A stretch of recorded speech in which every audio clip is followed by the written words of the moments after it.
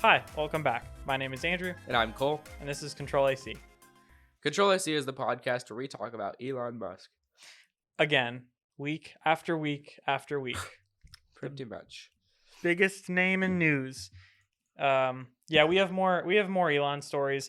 The man is hard at work, making Twitter a more interesting place every day. Yay. So we're gonna talk about this in a second. We're not gonna lead off with this. We want to do something new, and then we'll go back to Twitter. But a lot of verification stuff, a lot of like Twitter finance stuff, a lot of drama on Twitter. So Like usual, though. Like usual. Starting off, we have something that, ironically, I saw this on Twitter. There is a folding iPhone. Yeah. In a way. So some random guy is it China? Yeah. In China has created a folding iPhone. So it's not actually, like, you can't buy this, but he took an iPhone and made it fold. Like, he just swapped the screen out with he swapped the screen out with the screen from the Motorola Razr. So it uses the Razr hinge with all of the iPhone internals. And I mean, he did it. Like, it's literally a folding iPhone. It works. I don't think I like it. He kind of shows what a folding iPhone would look like, because he like moves around iOS with it, but I don't know. I don't love it. It definitely wouldn't be my first choice. Oh, no, it's not iOS, actually. This looks like some kind of like very scuffed Android skin. But I mean, it's iPhone hardware, it looks like. It's kind of strange. It might just be a like machined half of an iPhone. Probably, because the camera bump looks kind of weird. And the iPhone logo looks weird too. It looks like the logo on the 4. But I mean, this is what it would look like. This is what a folding iPhone would look like. I really don't hate it, but I don't like it. I don't love it. I feel very mid about it. We've talked about this before. I don't see the appeal of having a normal sized phone fold into something smaller. I would want a bigger phone to fold into a normal sized phone. Like a Z Fold. Yes, like a Z Fold. But I don't know. This is kind of cool.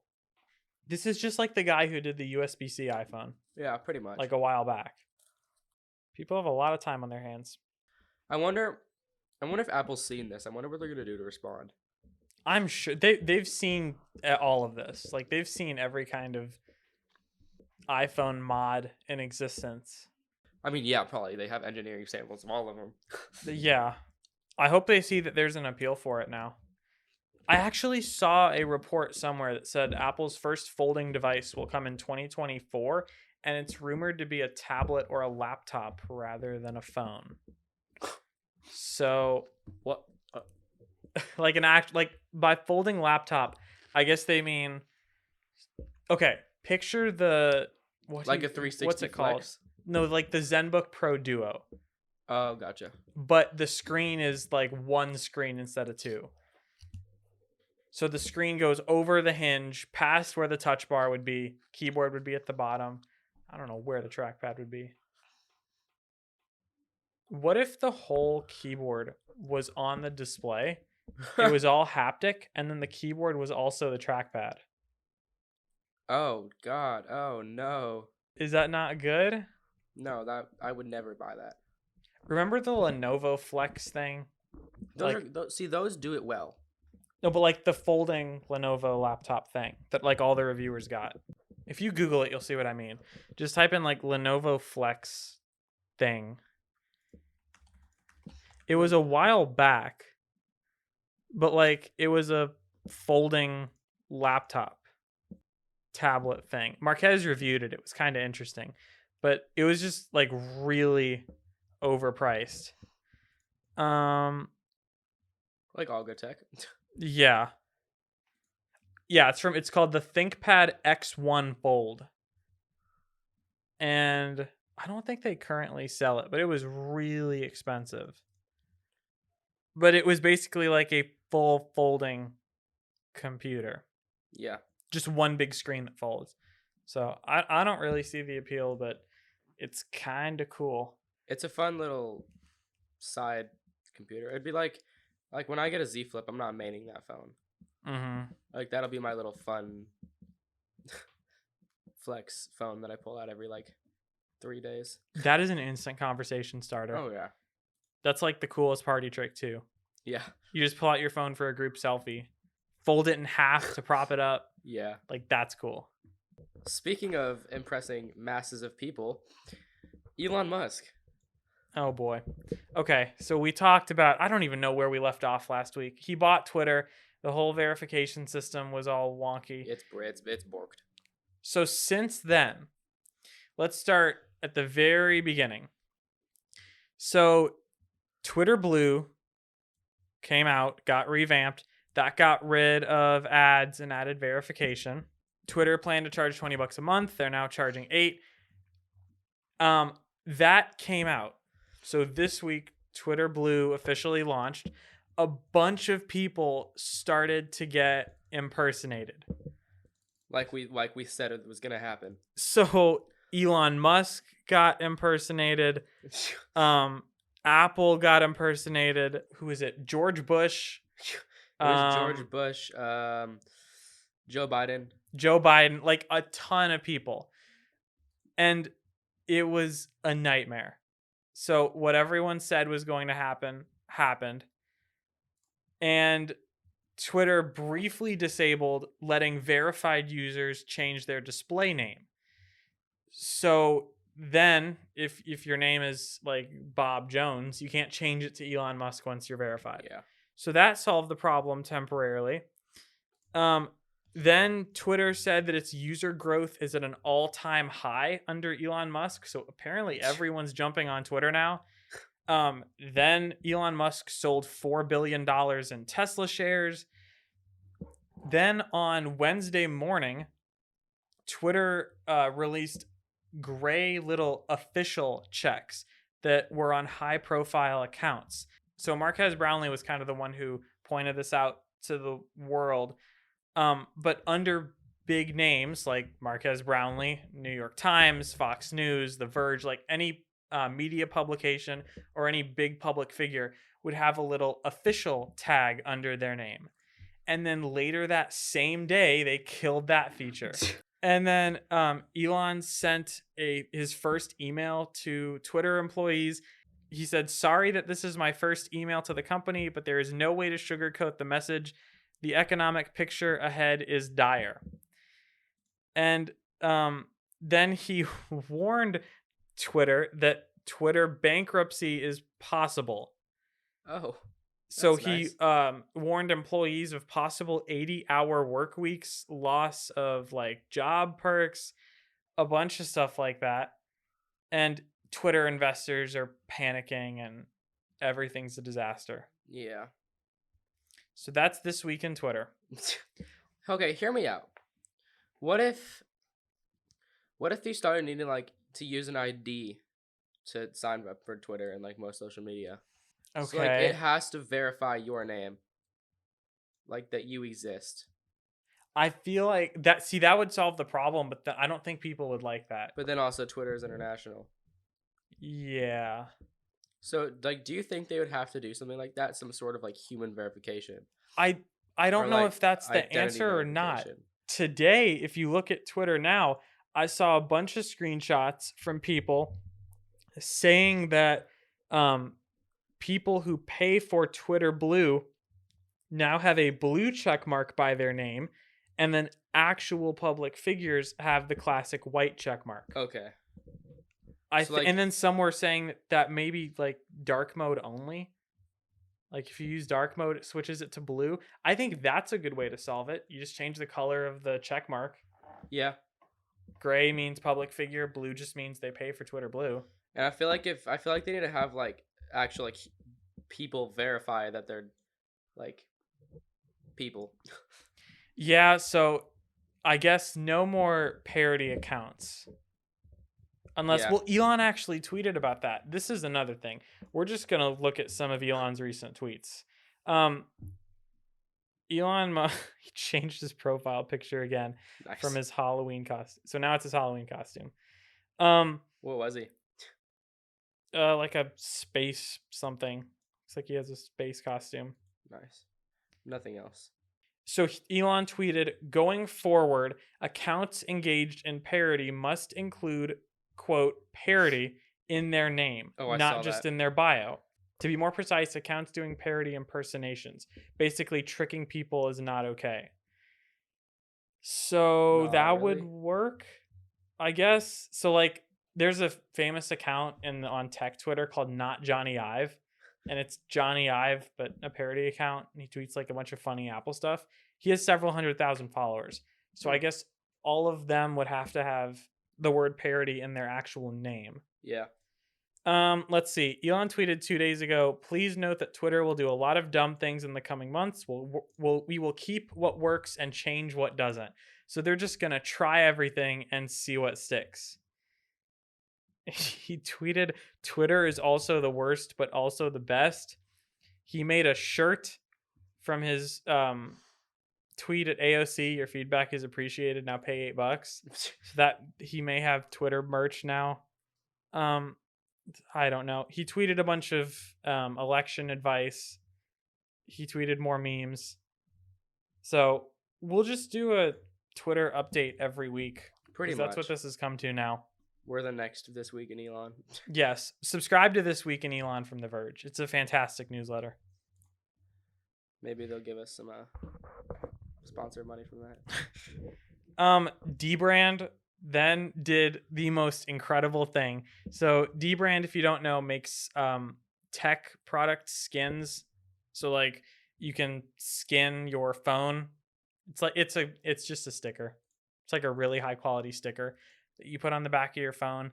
And they made Twitter verification stickers. So they're $8. You can order them right now from dbrand.com, and then you can just put your verification stickers on everything, Nice. which is actually really Yes, funny. I am iPhone verified. On the dbrand site, it said, what do fake news sites, bot accounts, and Linus Sebastian have in common? They aren't verified on Twitter.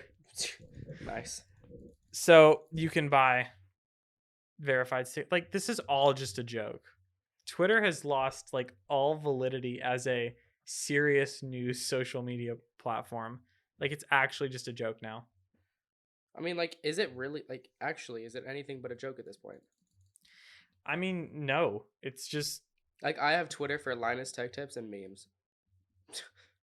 yeah, I mean, I don't Most know. of the time they're bundled together. I don't know. I think all of the serious Twitter users kind of have to stay on there again because there's nowhere to go. Yeah. Like, if we had somebody make, I don't want to say new version of Twitter, but like a new version of Twitter. The problem is you have to get everyone to switch.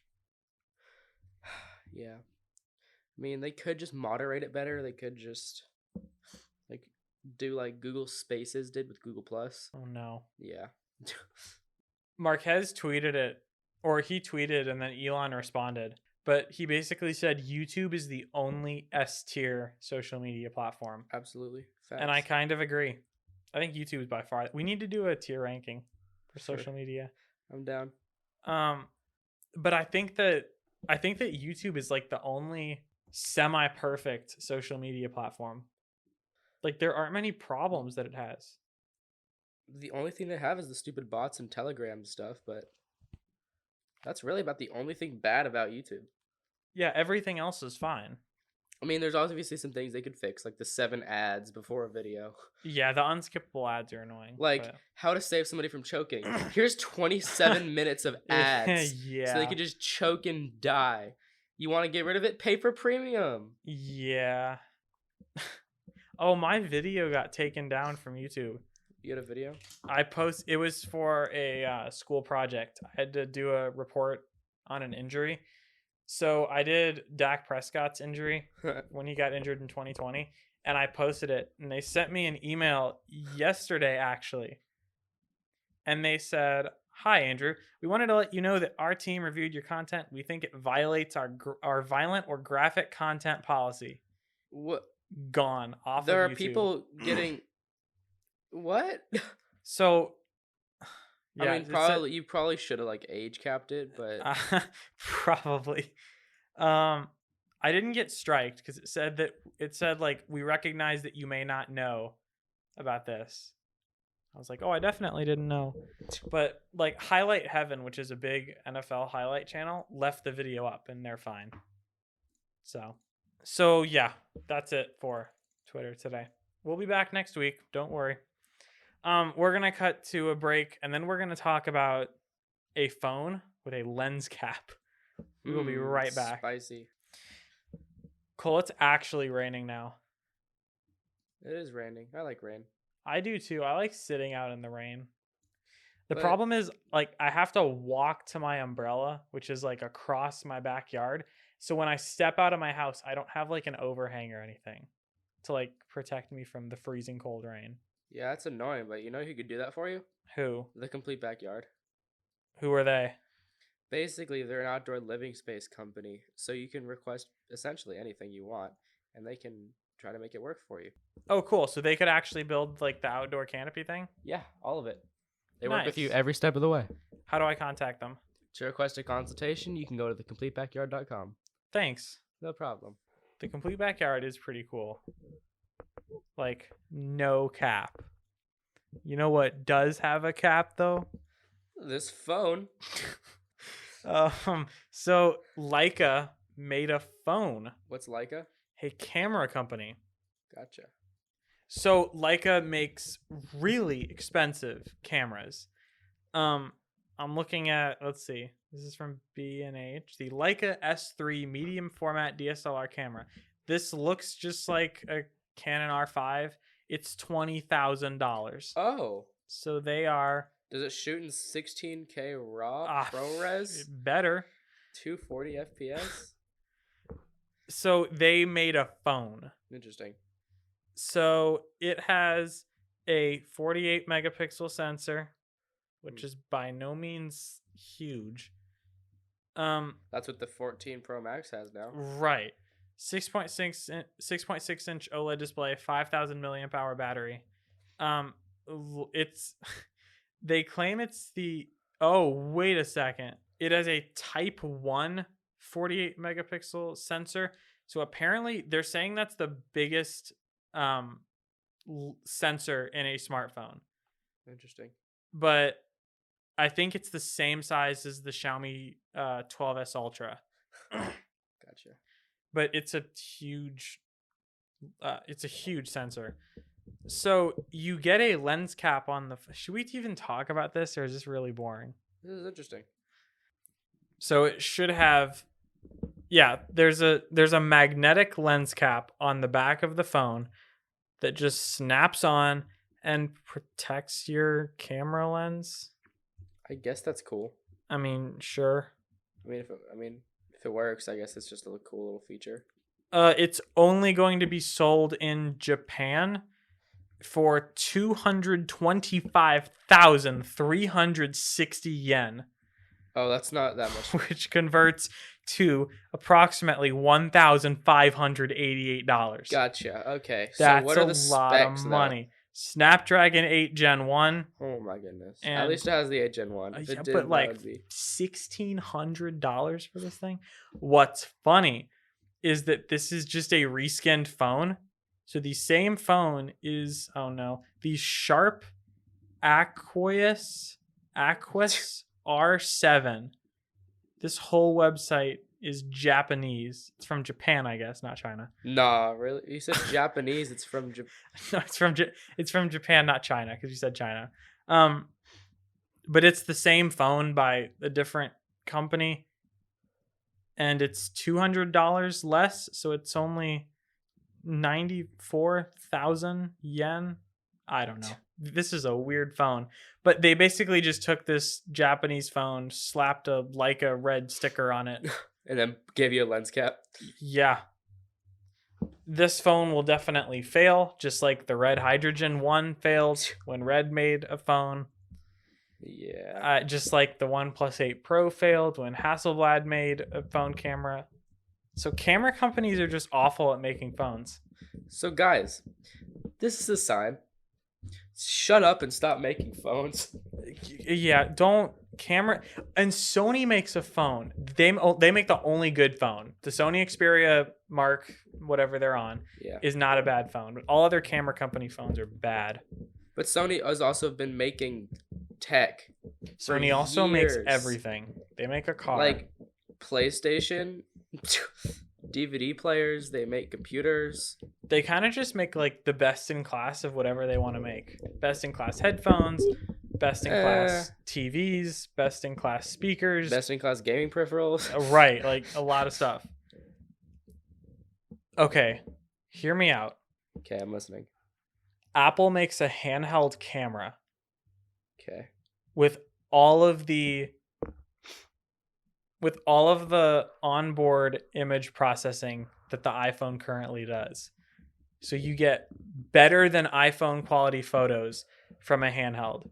So unlike a DSLR, you take this photo on a smaller handheld camera and it does all of the crazy AI work that phones do. Oh, you mean like one of those weird tiny little digital cameras? Yeah. Interesting. How much would it cost? I don't know. Like $300-$400? Imagine if Apple made a DSLR though. That's what I'm saying. Like a camera with all of the power that's in an iPhone. So it can take this photo with a huge sensor, but also do all of the image processing to it. Because that's mostly what cameras are. It's how well they process the image. Yeah. It's not necessarily about the raw megapixel count. Because like the iPhone 4, I think, has a 2 megapixel camera, and it takes really good pictures considering. Yeah. I mean, the 13 Pro Max took better photos than like the S21 Ultra. S21 Ultra had a 108 megapixel sensor and the 13 Pro Max had a 12 megapixel sensor. Yeah. So, but if you had like a 64 megapixel lens or sensor in this Apple handheld camera and then it did all the processing, I feel like it'd be kind of a beast. And then it would have like an actually usable UI too on that little screen. Yeah. All your photos sync to iCloud. That would be cool. Like that's an interesting idea. And Apple's already way ahead when it comes to smartphone video. So wouldn't the video on this be extremely good? Oh, it would be phenomenal. This is a good idea. Hey Apple, if you're interested, reach out. We'll give you more ideas. Hear me out again. Apple makes really good displays. They should just make a TV. I thought they'd had a project of a TV that they just kind of scrapped a little while ago. I think you're right. But like an Apple TV, not Apple TV the box, but like an Apple TV. And not Apple TV Plus the service. I don't know what they'd call it then. They'd make it Apple TV Pro. Apple TV Ultra. Apple TV. I love how we've just like Apple is nothing but an expensive tech meme now. Yeah, they're. Well, are they? I mean, are they not? Like, you think Apple, you think $1,000 phone. Well, but like relative to the rest of the tech market, they're not expensive products. I feel like we should just be hired by their product design team at this point. But regardless of what the future has in store for cameras and phones, we will be here updating you on Elon every week without fail. We'll have an episode next week. Because we love y'all, so. And then we'll take a 1 week break for Thanksgiving, and then we'll be back with your holiday tech guide. That was episode 20. If you have any questions, comments, or concerns, you can reach out to both of our unverified selves. I am at Utterly Drew. And I am at Cole WW Webb. And we will see you next week. Bye, guys.